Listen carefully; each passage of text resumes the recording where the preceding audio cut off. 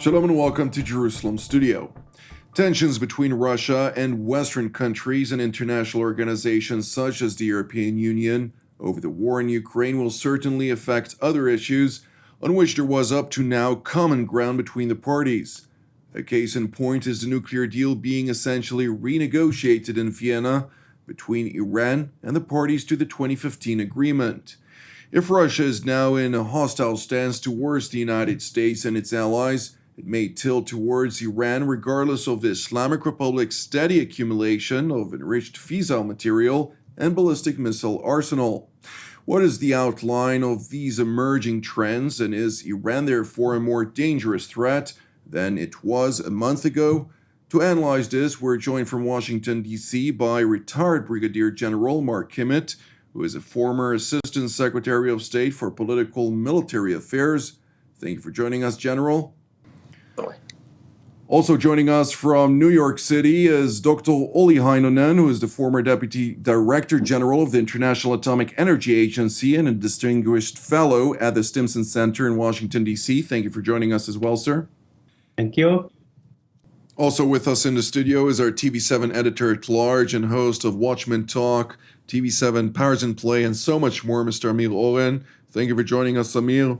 I'd like to start with asking you for a broader understanding on this specific topic, but also in particular with regard to Iran's nuclear and ballistic missile advancements. To what degree is this truly a challenge, considering that there is a diplomatic track being taking place, there is an ongoing diplomatic track taking also place behind the scenes, and right now we're seeing more and more involvement, even though the concerns remain with regard to Iran's true, genuine nature with regard to its capacity to really adhere to various restrictions at a time that its aspirations are clear with regard to its nuclear program and also quite open with regard to its ballistic program. So the Biden administration has been in office for 13 months now, and it seemed as if they had all the time in the world to get down to specifics.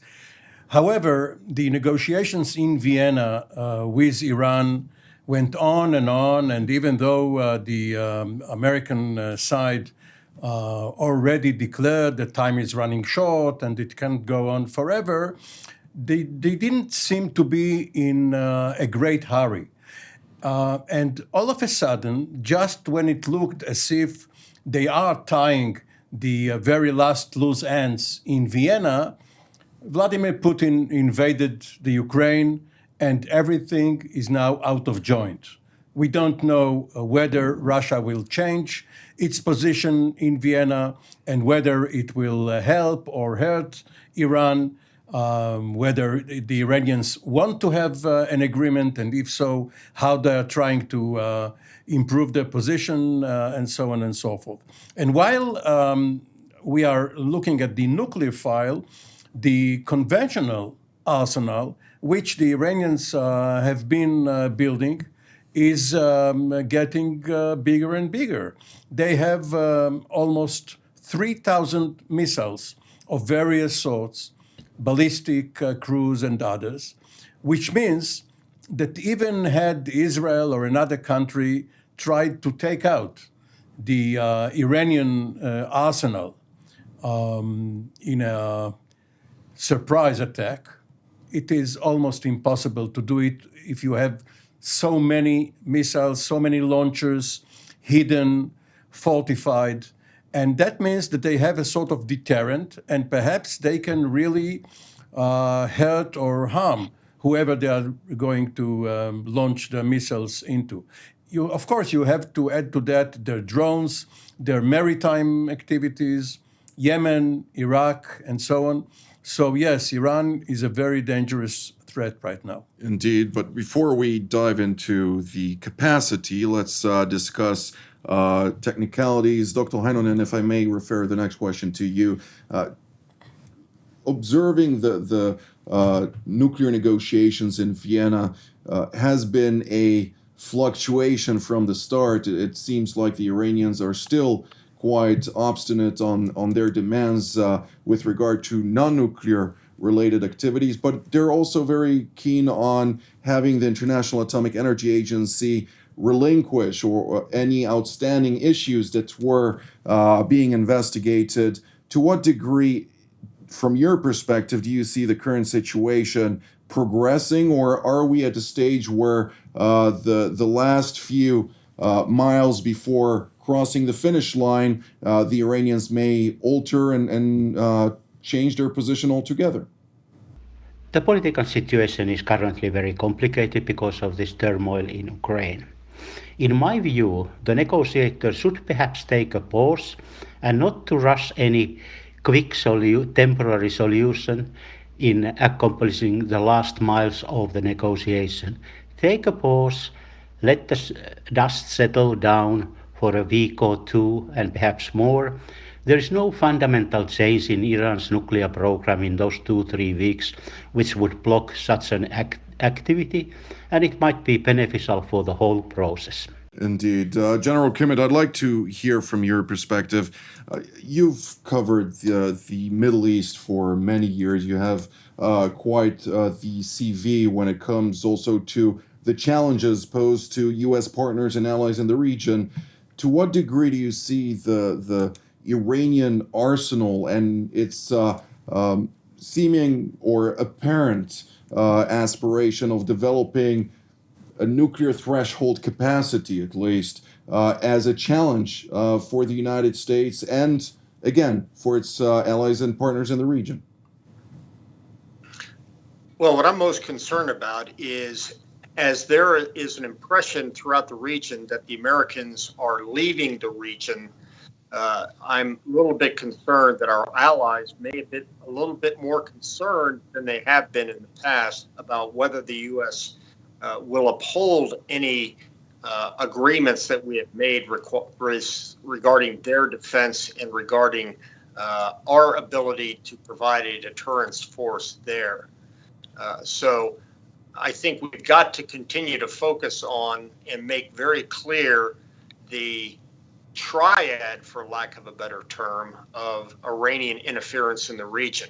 Not only their nuclear program, their ballistic missile program, but also their proxy operations that they're running throughout the region. So yes, the allies in the region continue to be concerned. They are concerned equally by Americans' less interest and withdrawal from the region, regardless of the amount of forces that we will leave behind. And it causes me to be concerned about whether they will negotiate a separate peace individually with Iran, which is exactly what Iran would like. Indeed. Mr. Oren? If I may reinforce General Kimmett's point, it's a sort of a deja vu all over again. If one goes back to the late 1960s, early 1970s, the United States was preoccupied with the Far East. At that time, it was involved in Vietnam. And President Nixon came up with Vietnamization, or the so-called Guam Doctrine. We will help them to fight. We will not fight ourselves.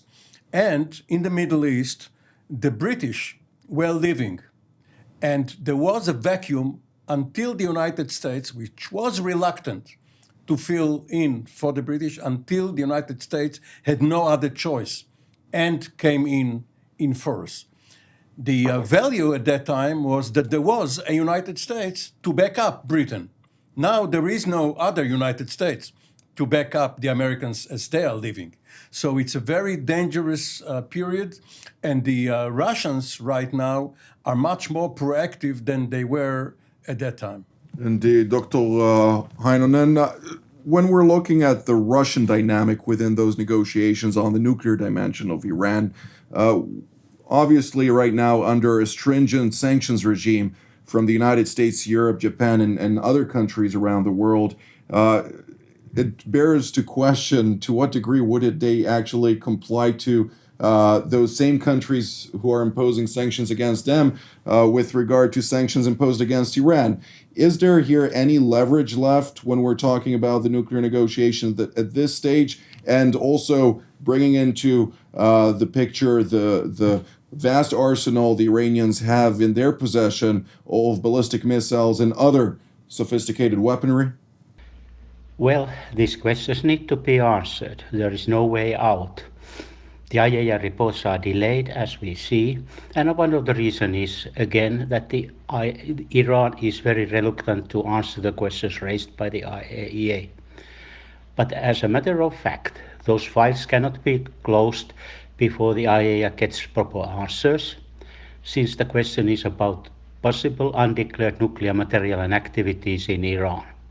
So therefore, it's essential that the Iran answers to those questions, and I'm sure the IAEA will not close the file, even though there might be some political pressures, and Iran sees now perhaps an opportunity with this turmoil which is taking place in Ukraine, that they can take a political advance and try to close the file. But it will not succeed. Those need to be answered. This is the question of the credibility of the verification scheme. Indeed, General Kimmett, I'd like also to ask you on the same element.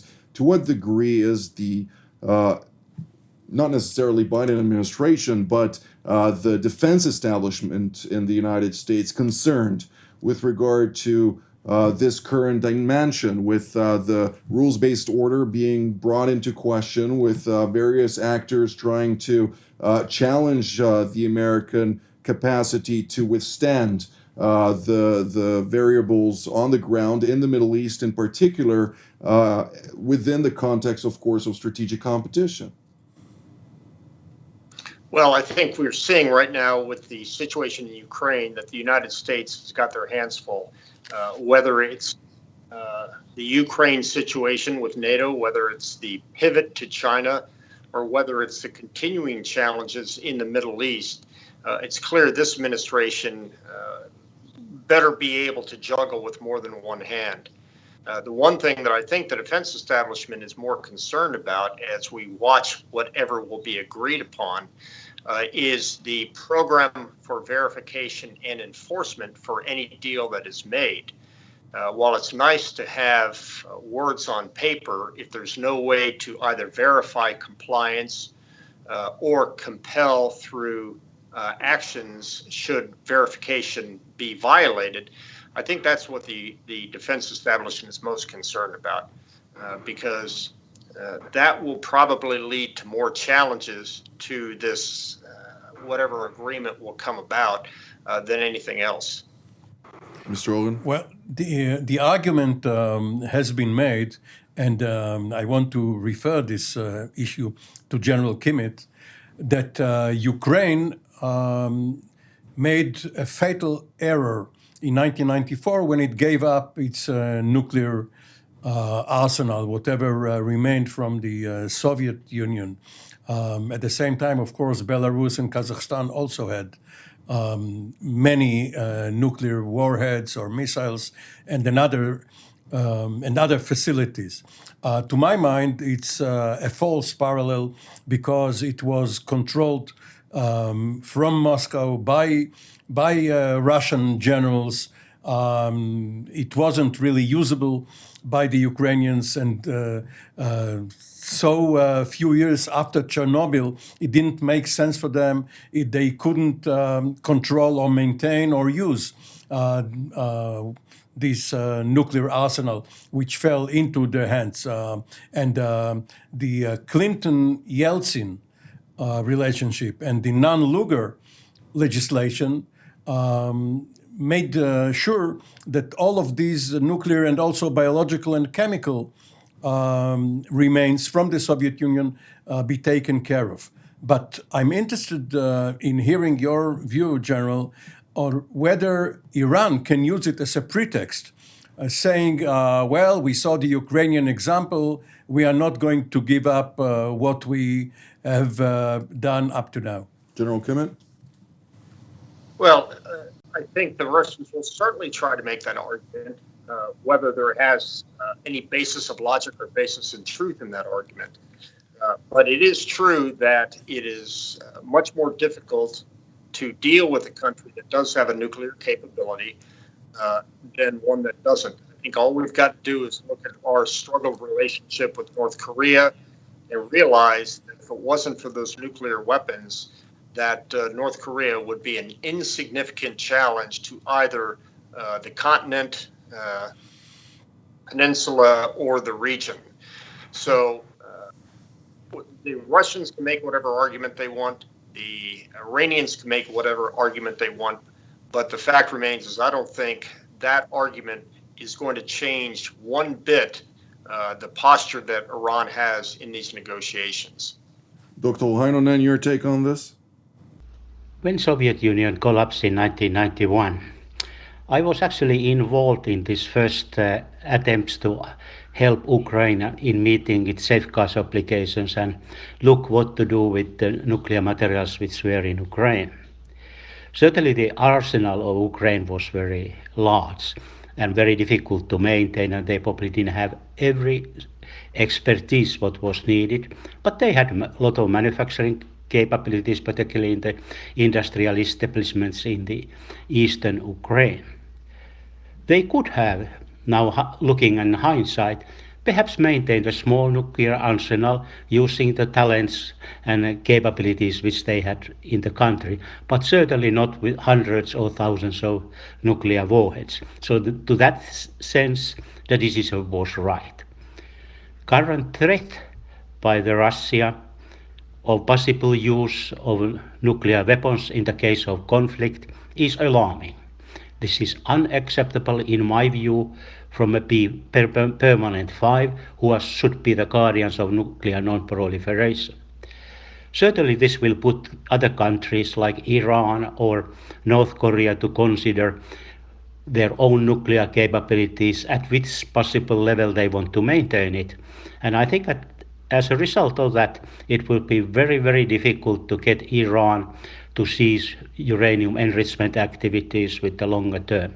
They want to keep their capability.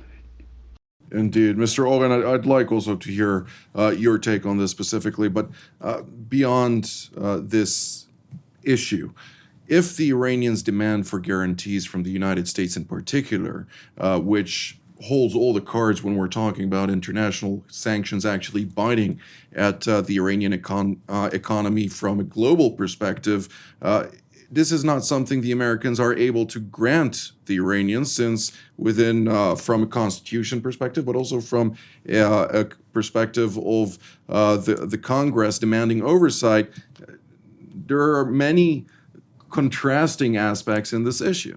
Yes, of course. It's just like as if the Americans have asked the Iranians for assurances in 1978, and lo and behold, a few months later, the Shah is out and Khomeini is in, and he changes the policy. So yes, it's impractical. What Prime Minister Bennett said a couple of weeks ago was that because of that, the Iranians might demand that the new JCPOA only go to 2025. That is until a new president is in the White House and decides whether to continue the agreement. Now, other Israeli officials who have been getting briefings from Vienna are adamantly saying that this is not true, or at least this is not up to date, that if there is an agreement, it will go on to 2030 or so.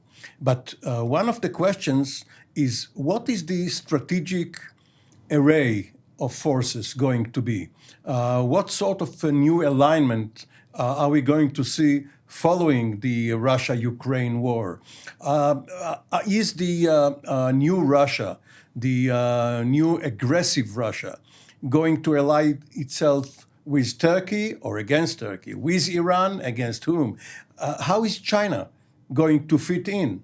And it is, of course, too early to tell, because there is still gunfire in the Ukraine. Indeed. General Kimmett, I'd like to hear from your perspective, to what degree do you see the American involvement in the region actually diminish? You spoke earlier about the fact that the picture of the United States leaving the region is just untrue.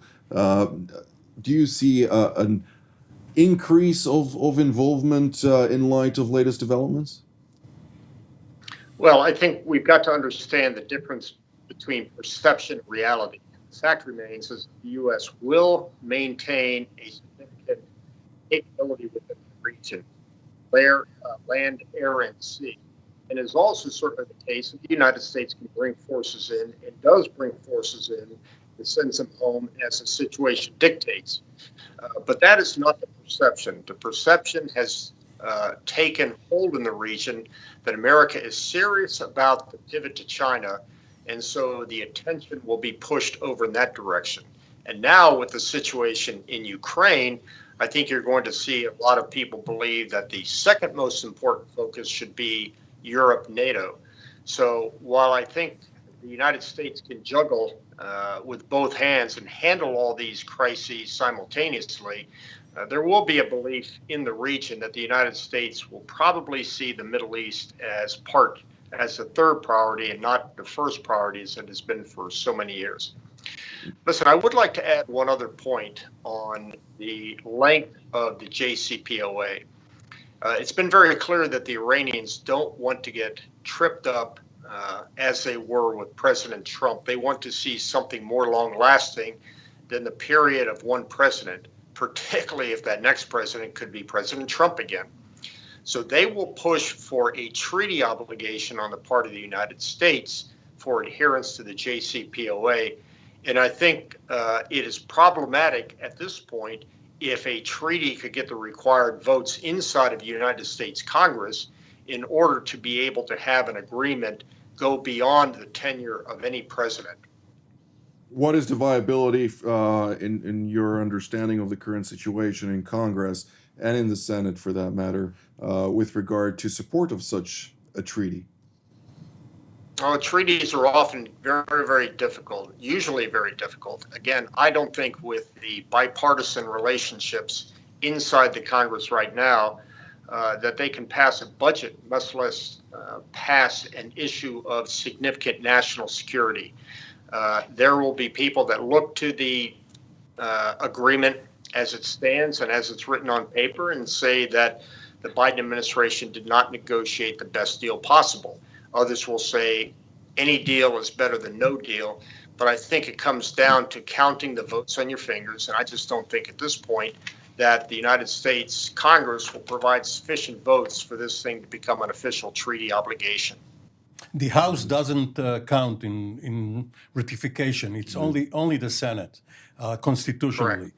However, because of the 50-50 situation in the Senate with two moderate or conservative Democrats, Manchin and Sinema, voting with the Republicans at times, President Biden doesn't even have an assured majority. And even if he does push it through with Vice President Harris casting the crucial tie-breaking vote, the Republicans can torpedo it through various appropriations measures because the Iranians will want to have not only sanctions relief, but also various funds transferred. So it's very, very fragile the way it stands now. Indeed. Dr. Heinonen, I'd like to hear also from your perspective. We don't have very much time left for today's program, but nonetheless, if you may provide us somewhat of an understanding from the International Atomic Energy Agency's perspective,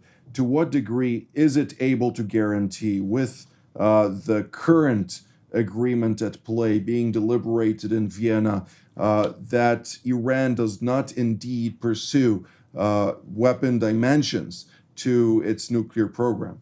When we look in combination, the Comprehensive Safeguards Agreement and the JCPOA, the IAEA has quite a variety of tools to fulfill that task and to make sure that nuclear program of Iran is and remains peaceful.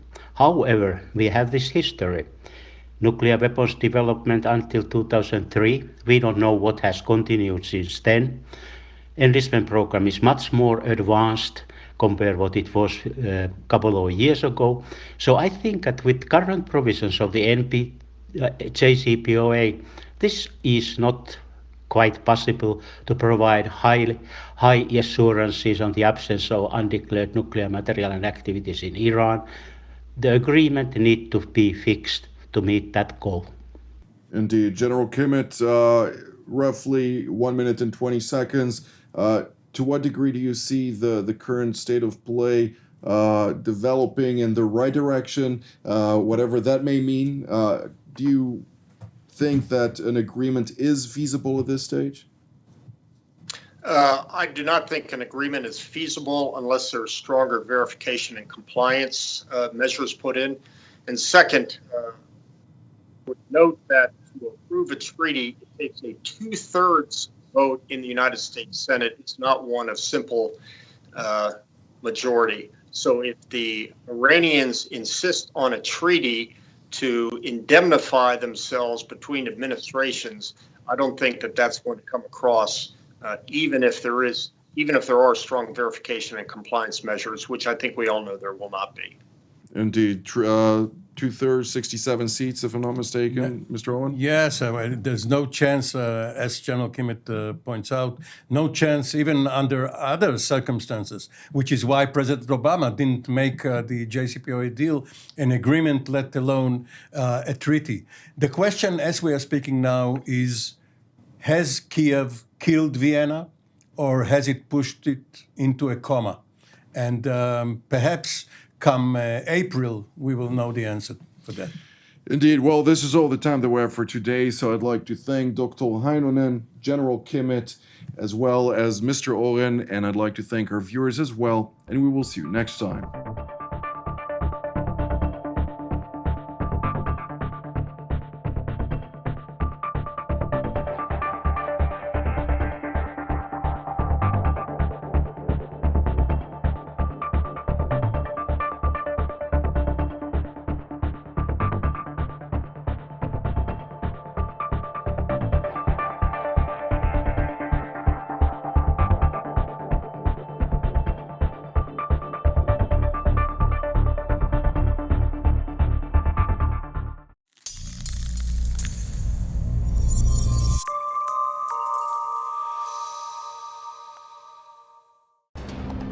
For more of TV7's productions and editorials, we invite you to visit our website at www.tv7israelnews.com.